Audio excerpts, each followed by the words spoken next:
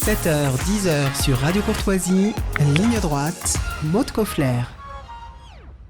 Comment défendre et préserver notre patrimoine religieux ? C'est le thème de cette libre information avec nos deux invités. Philippe Plotiot, député Rassemblement National de la 4e circonscription du Var, et Alexandre Caillé, directeur général de l'association SOS Calvaire. Merci à tous les deux d'avoir accepté notre invitation. Alors, on en parle au lendemain d'un énième incendie. La flèche de la cathédrale de Rouen a pris feu hier. Elle a rapidement été maîtrisée par les pompiers. Ça rappelle forcément l'incendie de Notre-Dame de Paris, même si le feu a effectivement été éteint assez rapidement. À la différence près que cette flèche est faite de fer et de fonte. Alors forcément, ça interroge. Ça brûle, le fer et la fonte, monsieur le député ? Alors, bonjour. Non, en effet, ça ne brûle pas. Mais là, il apparaît visiblement, l'enquête n'est pas close, mais visiblement, d'après les éléments de l'enquête, que ce sont des éléments plastiques et un plancher de bois qui avaient été mis pour faire des travaux qui ont brûlé en l'espèce. Donc, visiblement, l'incendie serait lié, sous réserve encore des conclusions de l'enquête, à des travaux. Oui. Pour information, parce que comme ça fixe peut-être un peu les idées, les trois causes d'incendie, il y a eu un colloque sur les incendies dans les bâtiments patrimoniaux l'année dernière. Les trois grandes causes d'incendie, la première grande cause d'incendie dans nos bâtiments, c'est les installations électriques, à près de 30%. D'accord. C'est un problème d'installation électrique. Et les deux autres causes qui sont à peu près à égalité, 21-22%, c'est la réalisation de travaux, parce que c'est hier, et les actes de malveillance. C'est ce qui a...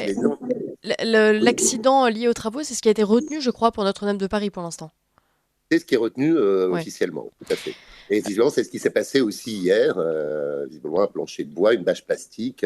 En fait, c'est la bâche plastique qui a brûlé. C'est pas D'accord, ça rassure déjà. Alors, les églises qui brûlent, malgré tout, c'est un phénomène régulier. Les églises vandalisées aussi. Pour les incendies, on peut encore invoquer les thèses accidentelles, de fait, mais pour le vandalisme, beaucoup moins.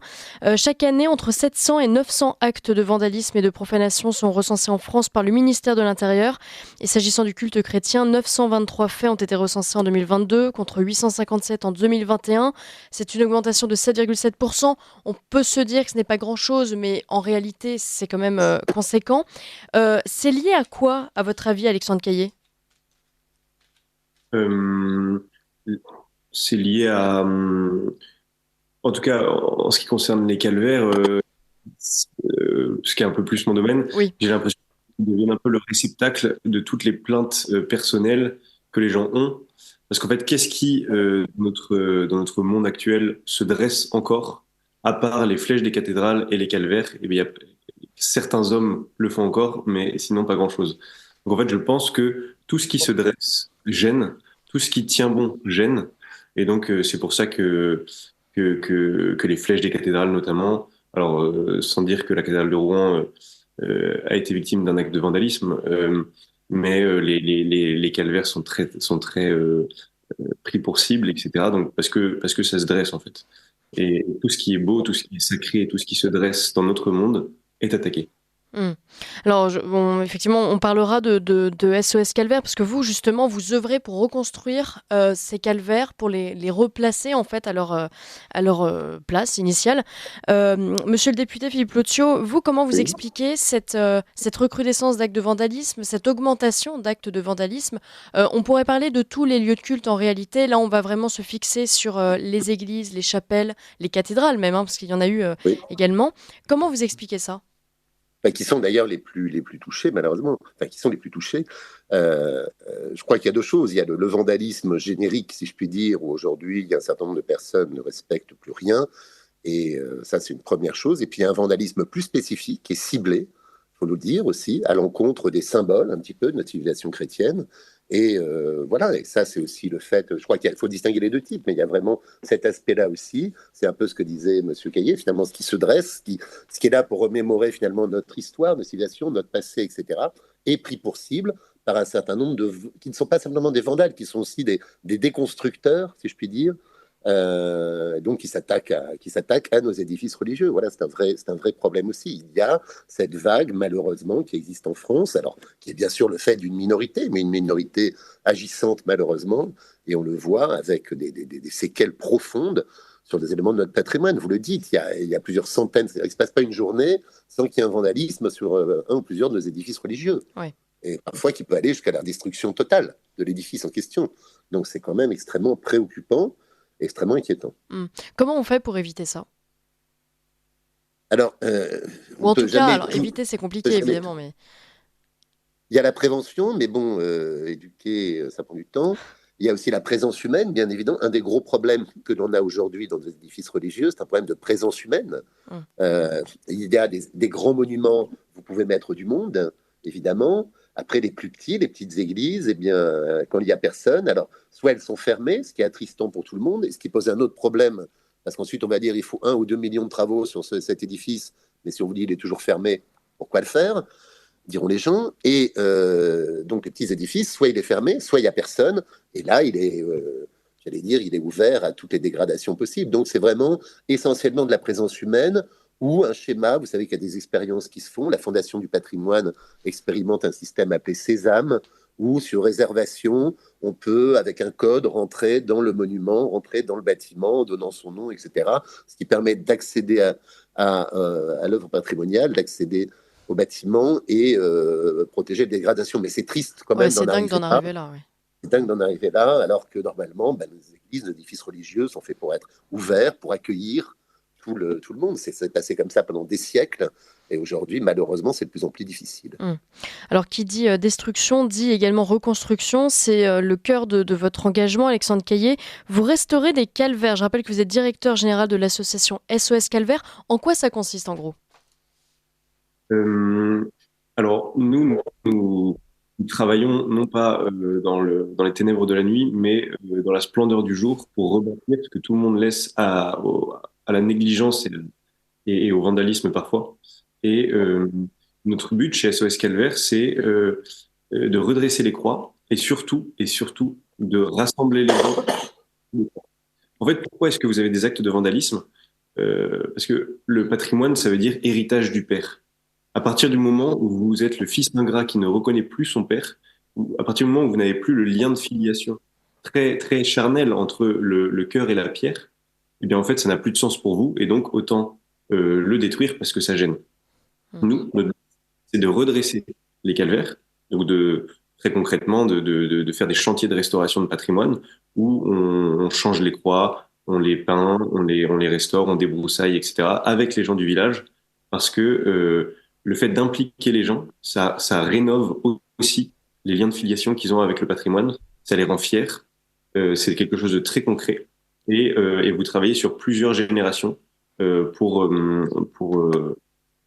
transmettre cet héritage, et puis surtout pour la mémoire des anciens. C'est-à-dire que chaque calvaire est posé pour une raison bien particulière, pour une mission paroissiale, pour un village qui a été épargné de la peste, des blessés rentrés vivants de la Grande Guerre.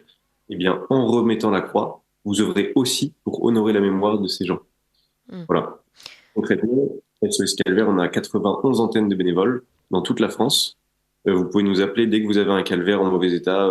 Dès que vous passez devant un calvaire, vous pouvez aussi la rentrer dans notre application mobile, qui est disponible sur tous les téléphones et gratuite.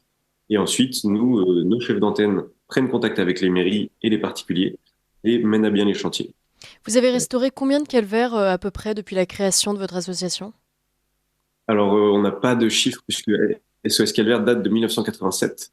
Mais l'année dernière, on a restauré 450 croix. Ah oui. Sur une année, donc un peu plus d'un par jour. Et là, depuis le début de l'année, on est à 250 à peu près depuis le 1er janvier 2024. Ah, c'est énorme, partout en France. Et ce sont généralement les communes qui vous appellent, qui vous sollicitent, des particuliers. C'est vous qui, passant devant une pierre sans calvaire, prenez l'initiative de solliciter peut-être la mairie, etc. Ou comment ça se passe en général ? Il y a un peu de tout. En fait, la plupart du temps, avant, c'était vraiment les particuliers qui allaient solliciter les mairies. Maintenant, de plus en plus, c'est les mairies qui viennent nous voir parce qu'elles ont conscience que il faut se mettre dans les clous avec la loi de 1905 qui impose de restaurer le patrimoine. Elles se rendent compte que la croix restaurée porte plus qu'elle-même. C'est-à-dire que les habitants du village, qu'ils soient religieux, pratiquants ou pas, aiment ce symbole. Parce que pour eux, c'est le symbole du village, ils l'ont toujours connu. Et donc, électoralement, c'est intéressant de restaurer le calvaire parce que c'est pas très cher.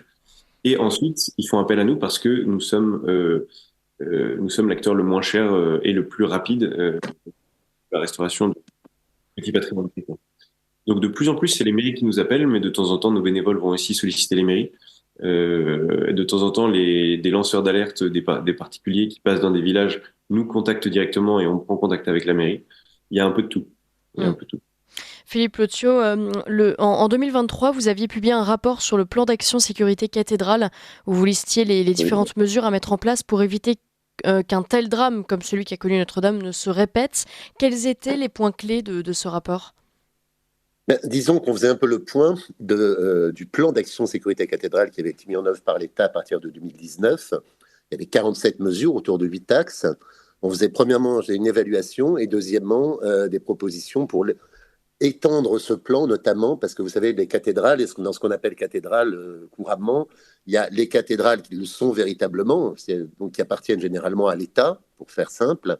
Et puis, il y a les anciennes, entre guillemets, cathédrales, qui ne sont plus le siège de l'évêché, mais qui sont des monuments tout à fait exceptionnels. Par exemple, Laon, qui n'appartient pas à l'État, qui appartient à la commune.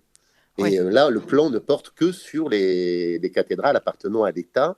Donc, l'idée était ici de l'étendre. Mais les mesures ont quand même, il faut dire quand même que les mesures ont quand même porté leurs fruits, parce que quand on voit justement ce qui s'est passé hier, il y avait justement des travaux de protection des incendies qui devaient se mettre. Et visiblement, les pompiers ont pu intervenir très rapidement, notamment parce qu'il y avait les colonnes sèches, notamment parce qu'il y avait un plan, ça c'était très important, un plan de sauvegarde des biens culturels, ce qu'on appelle le PSBC. C'est-à-dire quand il y a un incendie, on sait quelles pièces protéger en priorité, rapidement. On n'est pas en train de chercher dans la cathédrale qu'est-ce qu'on met, qu'est-ce qu'on protège, etc. Et visiblement, c'est ce qui s'est passé hier. Donc, il y a quand même des évolutions qui ont été faites. Ce plan, c'est à peu près 12 millions par an uniquement pour la sécurité des cathédrales.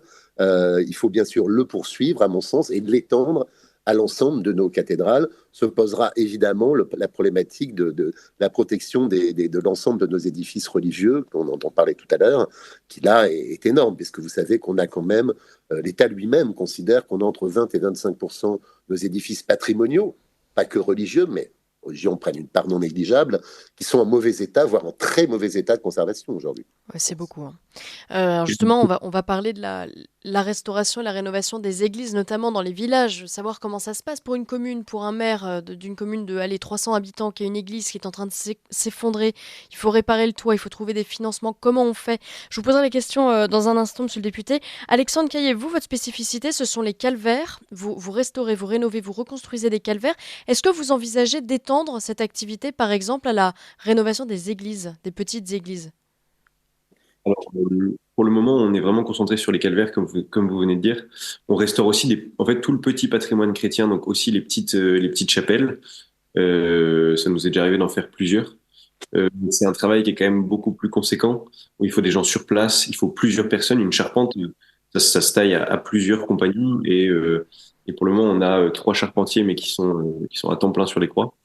Le fait d'étendre aux églises, c'est envisageable. Mais ça se fera pas sans moyens. On a déjà du mal à joindre les deux bouts en restaurant des calvaires. Alors, je me dis qu'en restaurant les églises, peut-être qu'une génération va se dresser pour venir aider, pour nous financer, pour faire tout ça. Mais c'est pas les mairies qui payent, et donc voilà, il faut trouver des sous. Alors justement, c'est ce problème que j'aimerais évoquer avec vous, Philippe Lotio, c'est ces communes qui ont du mal donc à entretenir leurs églises, des églises souvent fermées, comme vous le disiez tout à l'heure, où peu d'offices sont célébrés. Il y a les églises effectivement qui appartiennent à l'église, et puis des églises qui appartiennent à l'État. Pour une petite commune, c'est si compliqué que ça de trouver des fonds pour restaurer un minimum les murs d'une église. Alors, pardon. Excusez-moi. Oui et non. Oui, c'est toujours compliqué. Après, je crois qu'il y a un premier problème, c'est celui de l'accompagnement. C'est-à-dire quand vous êtes maire d'une petite commune, votre édifice religieux est en train de s'écrouler ou de tomber en ruine petit à petit. Si vous faites faire un devis et on vous dit, écoutez, ça va coûter 1,5 million ou 2 millions, ce qui n'est pas délirant pour un édifice religieux d'importance, vous allez dire, j'ai pas l'argent. Si vous êtes accompagné, il y a des départements, par exemple, qui ont monté des agences d'accompagnement pour les collectivités. Si vous êtes accompagné d'une agence spécialisée qui vous dit, il y a une urgence. L'urgence, c'est 300 000. Le reste, ça peut attendre 3 ans, 5 ans, 10 ans. On va faire ça par étapes. On va vous accompagner à trouver des financements de l'État pour un certain nombre de monuments. Ça dépend si le monument est inscrit, le monument est classé ou pas. Des financements de l'État, des financements parfois des autres collectivités, régions ou départements. Il va y avoir la Fondation du patrimoine. et directement par des actions de mécénat. Il peut y avoir d'autres structures et institutions. Donc tout ça, ça prend du temps, tout ça, ça prend de l'énergie et ça nécessite une connaissance. Je salue notamment ce que fait la Fondation du patrimoine, qui a aussi un peu ce rôle de soutien et d'ingénierie. Voilà, donc si les choses se font progressivement avec un bon accompagnement, c'est déjà plus simple. Je ne dis pas que c'est facile, tout le monde trouvera de l'argent, mais c'est plus simple. Et ensuite, il faut répondre aussi à la question, je dis, de l'ouverture. Si vous expliquez à vos administrés, vous allez mettre 2 millions à terme dans un bâtiment, si beau fut-il, qui est toujours fermé, ça va passer plus difficilement que si le bâtiment a une vie. Et vous avez notamment l'année dernière la conférence des évêques de France qui a commencé à se pencher un petit peu sur l'extension, pas la désacralisation bien évidemment, mais parfois, comme ce fut le cas, vous étiez au Moyen-Âge, sur le parvis de la cathédrale, vous aviez tout type d'activité. En train de se pencher un petit peu sur comment faire pour faire vivre aussi ces monuments, parce que ça nécessite évidemment, la population va attendre à partir du moment où elle met de l'argent par ses impôts, que le monument soit ouvert et qu'il s'y passe des choses, qu'il ne soit pas toujours fermé. Donc c'est vraiment un tout, et en effet, ça ne se fait pas en claquant des doigts. Il y a un vrai travail à faire, mais je pense que tout le monde en a conscience. Les maires aujourd'hui peuvent être accompagnés, pas suffisamment encore, mais ça vient petit à petit. Et ça va être extrêmement difficile, la situation est extrêmement difficile aujourd'hui, mais il y a véritablement, je vous assure, moi je le constate dans mes auditions, dans mes rencontres, il y a véritablement une prise de conscience qui est faite aujourd'hui sur notre patrimoine par le grand public. Et par exemple, la mission Berne a joué un rôle non négligeable dans cela, il faut le dire. Il y a une prise de conscience du grand public quand même. On parlait des vandales tout à l'heure, qui sont des petits pourcentages, mais il y a quand même une grande majorité de la population, au-delà même du simple aspect religieux, qui est attaché, comme disait monsieur sur les calvaires tout à l'heure, qui est attaché à ces monuments et qui est prête à intervenir, à investir à la mesure de ses possibilités pour leur sauvegarde et leur valorisation. Alexandre Caillé, cette prise de conscience qu'évoque Philippe Lothiau, vous la rencontrez aussi ? Tous les jours, oui. Tous les jours, on a des bénévoles qui nous racontent comment le petit père du village est tombé à genoux devant la croix parce qu'en fait, il a vu des jeunes s'en occuper, des jeunes qui nous posent des questions, qui viennent nous aider. On a énormément de passages déjà rien qu'à l'atelier SOS Calvaire qui se trouve à Angers, où on est entre 2 et 10 personnes qui passent par jour, des gens qu'on ne connaît pas, qui s'arrêtent parce qu'ils ont entendu parler de nous, ou parce que ils ont vu des croix et ça les intéresse, ou alors qui veulent s'engager dans l'association.